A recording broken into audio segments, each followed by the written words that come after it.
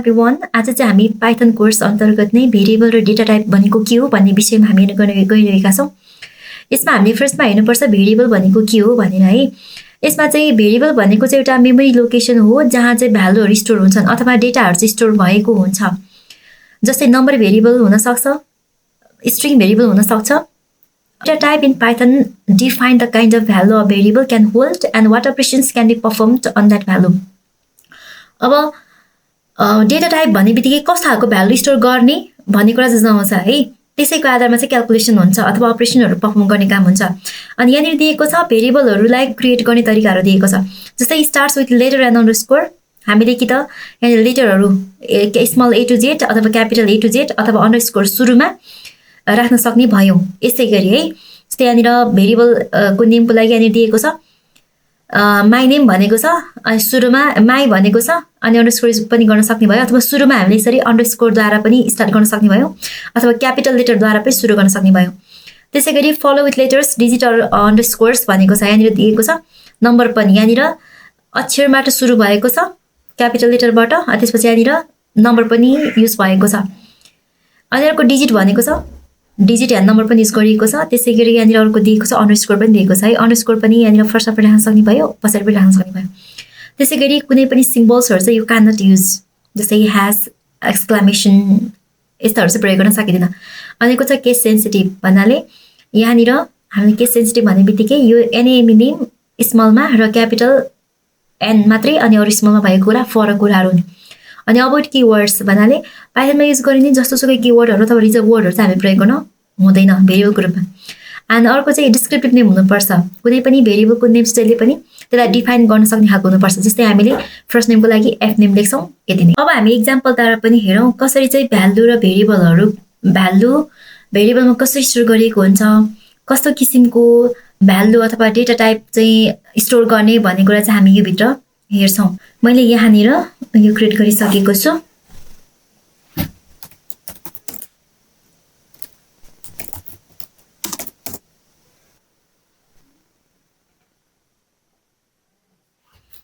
अब चाहिँ हामी भेरिएबल र भ्यालुको बारेमा यहाँनिर थोरै इक्जाम्पलबाट हेरौँ है त।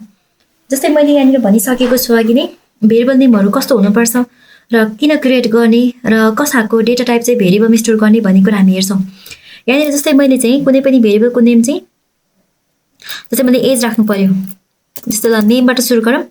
एनएएमई नेम इक्वल टु है जहिले पनि भेरिएबल नेम क्रिएट गरिसकेपछि हामीले इक्वल टु लेख्नुपर्ने हुन्छ। नेम यो भयो, एनएएमई नेम यो भयो, अन्डरस्कोर नेम अन्डरस्कोर नेम यसरी हामी क्रिएट गर्न सक्छौँ। लाइकवाइज हामीले अर्को गर्न सक्ने भनेको चाहिँ अन्डरस्कोर ल क्यापिटलले लेखेँ मैले यहाँनिर नेम यसरी नम्बरहरूद्वारा पनि युज गर्न सक्ने भयो। एन्ड देन अन्डरस्कोर युज गरेर एनएएमई नेम अनि फेरि अन्डरस्कोर युज गरेर यहाँनिर स्कोर ल यस्तो पनि गर्न सकिने भयो भन्ने कुरा चाहिँ मैले भनेको थिएँ अघि नै। यसै गरी चाहिँ हामी प्रयोग गर्न सक्छौँ भेरिएबलको नेमहरू। अनि कस्तो खालको डेटा टाइपहरू चाहिँ युज गर्ने अनि कुनै पनि no we should not use कस्तो खालको चाहिँ युज नगर्ने भनेको चाहिँ यहाँ दिएको छ। जस्तै कुनै पनि सिम्बलहरूद्वारा स्टार्ट भएको र अल्फाबेट भएको है यस्तोहरू चाहिँ हामी प्रयोग गर्न सक्दैनौँ। अनि हामीले we should not use space है।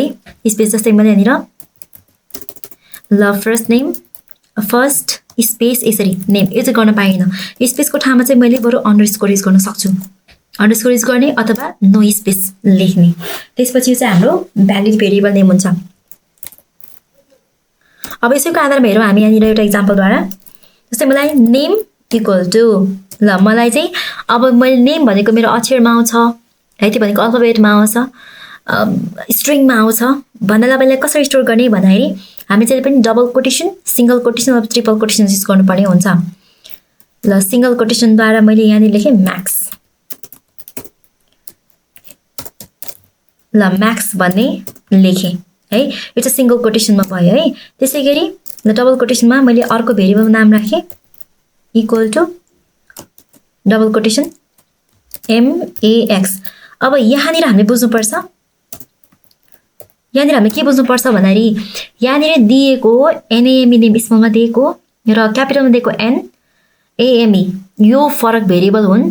यो म्याक्स नाम यो भेरिएबल स्टोर भएको छ, यो लोकेसनमा स्टोर भएको छ, यो म्याक्स नाम अर्को भेरिएबल स्टोर भएको छ, यो दुईटै फरकमा स्टोर भएको छ भनी बुझ्नुपर्छ। त्यसकारण यसलाई केस सेन्सिटिभ भन्छौँ। इफ मैले यहाँनिर चाहिँ स्मल एन लेखेँ भने माथिल्लो म्याक्स लेखेको छ, तल्लो म्याक्सले चाहिँ रिप्लेस गरिदिन्छ, तल्लो म्याक्सले है। अनि अर्को कुरा पनि हेरौँ यहाँनिर। ल एज लेखौँ। यो एज भनेको मेरो नम्बरमा हुन्छ, मैले कुनै double quotation, single quotation, triple quotation use गर्नु पर्दैन। ल एज भयो। अनि हाम्रो एड्रेस भनौँ। ल एड्रेस भनेको हाम्रो अक्षर पनि हुन्छ, नम्बर पनि हुन्छ। यसलाई हामीले डबल कोटेसन भित्र राख्नुपर्छ। यसमा हामीले स्ट्रिङलाई जहिले पनि, स्ट्रिङ भनेको अक्षर अथवा नम्बरसँग आएको अथवा नम्बरमा अक्षर मात्र भएकोलाई हामीले जहिले पनि कोटेसन भित्र राख्नुपर्छ भनेर बुझ्नु पर्यो। ल यसमा यसलाई चाहिँ मैले ट्रिपल कोट भित्र राख्छु है त, डबल ट्रिपल भित्र। यसमा मैले एड्रेस भनेको मैले राखेँ KTM 15 भनेर राखेँ। ल काठमाडौँ 15 भनेर राखेँ। यो मेरो के भयो त, यो मेरो एड्रेस भयो। यसमा मैले सिंगल कोटेसन पनि युज गर्न सक्छु है। अनि त्यसै गरी मैले अब यिनीहरूलाई प्रिन्ट गर्नु परेको खण्डमा चाहिँ कसरी गर्छु भन्दाखेरि पालै मैले जे युज गरेको छु त्यही लेख्नुपर्ने हुन्छ। पालै प्रिन्ट गरिदिने। प्रिन्ट नेम फेरि प्रिन्ट AGEH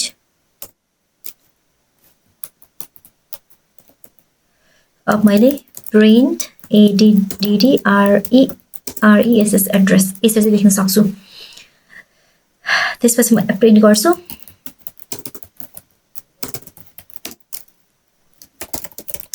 पाइथन मेरो फाइलको नाम VARABL भेरिएबल AVARABLE.py। ल मेरो सबै यहाँनिर 1 by 1 आएको छ। म्याक्स हेरौँ त यहाँनिर म्याक्स भने मैले दुईचोटि युज गरेको, त्यसकारण दुईटा म्याक्स यहाँनिर आएको छ। त्यसै कारणले भनिन्छ केस सेन्सिटिभ भनेको नै यो है। अनि को एज पनि आएको छ 10। अरू चाहिँ के भयो यहाँनिर एड्रेस इक्वल टु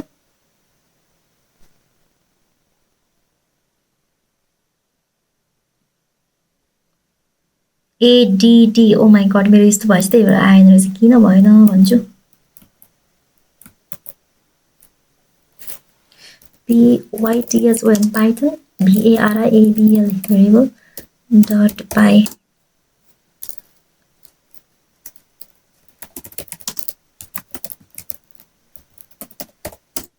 ल यहाँनिर मेरो सबै आएको छ है। यो म्याक्स अनि यो म्याक्स मैले दुईचोटि म्याक्सलाई युज गरेको थिएँ।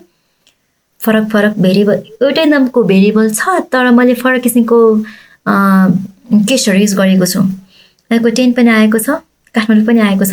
अब मैले यहाँनिर हेरौँ, यो म्याक्स भन्ने अक्षर हो, यो म्याक्स भन्ने अक्षर नै हो, 10 भन्ने नम्बर हो, यो KTM 15 भने पनि नम्बर र अक्षर छ। अब यिनीहरूलाई पत्ता लगाउँ कस्तो खालको डेटा टाइप हो त भनेर। त्यसको लागि चाहिँ यो नेम भन्ने सुरुको लागि हो। यसको लागि मैले के गर्छु यहाँनिर टाइप भनेर लेख्छु है। यसको डेटा टाइप चेक गर्नको लागि हामीले टाइप भनेर लेख्नुपर्ने हुन्छ भेरिएबलको नेमभन्दा अगाडि। अनि यसलाई सेभ गरौँ है। यसलाई नै कपी गरेर ल स्ट्रिङ रहेछ यो। स्ट्रिङ भन्नाले अक्षर हो। अनि अरूलाई पनि युज गरौँ। यसको लागि टाइप, ल यहाँ पनि टाइप नै गर्छु बरु म। टाइप अनि ब्याक साइड टाइप अनि यहाँनिर पनि TY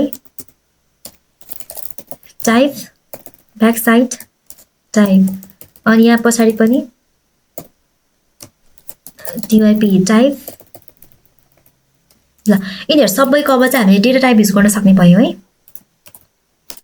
ल यो दुईटा स्ट्रिङ, माथिको एक म्याक्स स्ट्रिङ रहेछ, अनिको यो पनि स्ट्रिङ रहेछ, यो चाहिँ इन्टिजर रहेछ। इन्टिजर भनेको थर्डमा कुन चाहिँ इन्टिजर रहेछ भन्दा यो नम्बर है, हाम्रो यो 10 चाहिँ इन्टिजर रहेछ। अनिको चाहिँ यो पनि स्ट्रिङ भनेको छ है, यसरी स्ट्रिङ भनेको छ। इफ मलाई चाहिँ यो एज पनि स्ट्रिङमा चाहियो भने मैले के गर्न सक्छु भन्दाखेरि AGEH equal to single quotation अथवा डबल कोटेसन अथवा ट्रिपल कोटेसन यसरी गर्न सक्छु। यो गरेको खण्डमा के हुन्छ भन्दाखेरि यो हाम्रो 10 चाहिँ स्ट्रिङ भयो, डबल कोटेसन भित्र इन्क्लुड गर्ने बित्तिकै यो के भयो त मेरो स्ट्रिङ भयो। अब मेरो चाहिँ यहाँ के हुन्छ भन्दाखेरि हेरौँ है त रिजल्ट यसको। ल सबै स्ट्रिङ आएको छ हेरौँ त यहाँनिर 1 2 3 4 वटा। यहाँ के भयो भन्दाखेरि यो यो त अघिसम्म इन्टिजर भनेर आइरहेको थियो, तर मैले त्यही 10 लाई चाहिँ यहाँनिर डबल कोटेसनभित्र सिङ्गल कोटेसनभित्र राखेँ, स्ट्रिङ बनाएँ। अब यो माथिल्लो इन्टिजर आउनुपर्ने हो, किन आएन भन्दाखेरि यो तल्लो मैले सेम भेरिएबल युज गरेको छु, त्यसै कारणले गर्दा यहाँनिर युज गरेको नम्बर चाहिँ के भएको छ भने स्ट्रिङको रूपमा चाहिँ रिप्लेस भइसकेको छ। यसरी चाहिँ थाहा पाउनुपर्छ है हामीले। ल यहाँनिर दिएको छ कसरी युज गर्ने भन्ने कुरा पनि यहाँनिर पनि हामीसँग नोटहरू अभाइलेबल छन्, यसलाई पनि युज गर्न सकिन्छ। एन्ड अर्को कुरा दिएको छ हामीले के युज गर्नु हुँदैन भन्ने कुरा है। यसरी जस्तै मेरो यो हो, मैले यसरी मैले यहाँ माथि एउटा एट युज गरेँ। ल मैले युज गर्नु मिल्दैन भन्छ, इनभ्यालिड सिन्ट्याक्स भनेको छ है। यस्तो मैले युज गर्नु हुँदैन। अनि मैले सुरुमै नम्बर पनि राख्नु मिल्दैन। यसलाई पनि हेरौँ। ल यसै पनि यो पनि इनभ्यालिड हुन्छ, यो पनि गर्न मिलेन मैले है। अथवा कुनै पोइन्टहरू केही मैले यस्तोहरू पनि युज गर्नु पाइएन। ल यसो गरेको खण्डमा पनि यो पनि के भयो त, इनभ्यालिड भयो। यस्तो युज गर्नु भएन। अनि अर्को जस्तै मैले यो क्लास भन्ने क्लास ट्रु यिनीहरू हुन्छ, यिनीहरूको पनि म प्रयोग गर्न पाइएन। यो नेमको ठाउँमा मैले चाहिँ अर्को राखेँ। ल क्लास। ल यो रिजर्भ वर्डहरू मैले युज गर्न पाउँदिनँ। रिजर्भ वर्डहरूको बारे हामी पछि हेर्छौँ, त्यो रिजर्भ वर्डहरू के हो भन्ने कुरा हामी पछि हेर्छौँ। यो रिजर्भ वर्डहरूलाई पनि मैले चाहिँ आफ्नो भेरिएबल नेमको रूपमा चाहिँ प्रस्तुत गर्न पाउँदिनँ। मेरो यो खालको थियो है। मलाई जहाँसम्म लाग्छ भेरिएबल र डेटा टाइपमा चाहिँ क्लियर भइसकेको होला है। यहाँनिर string variable, string value, string variable, string value, number variable, number value. जहिले पनि नम्बर भ्यालु चाहिँ नम्बर भेरिएबल मिस्टर हुन्छ। यसमा हामीले जति जस्तो पनि राख्न सक्ने भयो। यहाँ यसको ठाउँमा मैले ए मात्र राख्न पनि सक्ने भयो। तर यो ए भनेको के हो त, अलिकति अर्थपूर्ण भएन। त्यसै कारण मैले एज नै राख्दा भनेको सुटेबल हुन्छ है। मैले अरू कुनै केही जस्तो मैले क्यालकुलेसन गर्नु पर्यो अरे, क्यालकुलेसन गरेको खण्डमा चाहिँ मैले क्यालकुलेसन गर्नु पर्यो। ल कुनै पनि एरिया निकाल्नु पर्यो नि, एरिया अफ रेक्टेङ्गल निकाल्नु परेको खण्डमा चाहिँ मैले A equal to L into B हुन्छ होइन। ल L equal to 20, B equal to 10 अनि area equal to L into B. अब मैले प्रिन्ट गर्छु, प्रिन्ट एरिया। ल डाइरेक्ट मैले यहाँ भ्यालु दिइसकेको छु। अब हेरौँ है के आउँछ।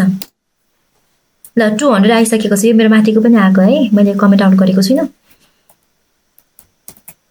ल अब डाइरेक्ट मेरो यहाँ के आएको छ भन्दाखेरि यो 200 आएको छ भन्नाले 20 10 जा 200 आएको छ। यसरी चाहिँ डाइरेक्ट क्यालकुलेसन भएर आएको छ है।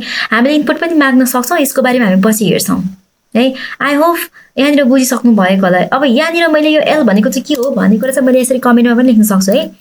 नत्र भए बुझिन यो एल भनेको छ। अब एल भनेको के हो अब हामीले पो सजिलोसँग बुझ्न सक्छौँ त।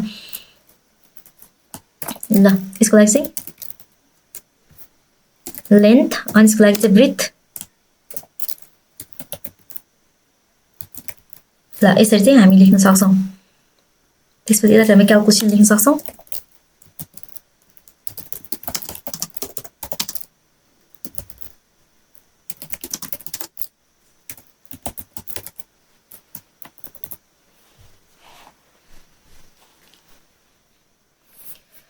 ल यसरी चाहिँ हामीले काम गर्न सक्छौँ।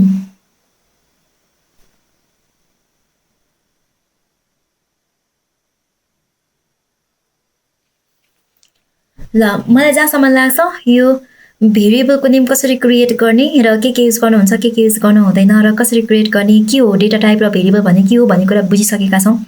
जहाँसम्म लाग्छ र आउँदो भिडियोहरू पनि हेर्दै गर्नु होला।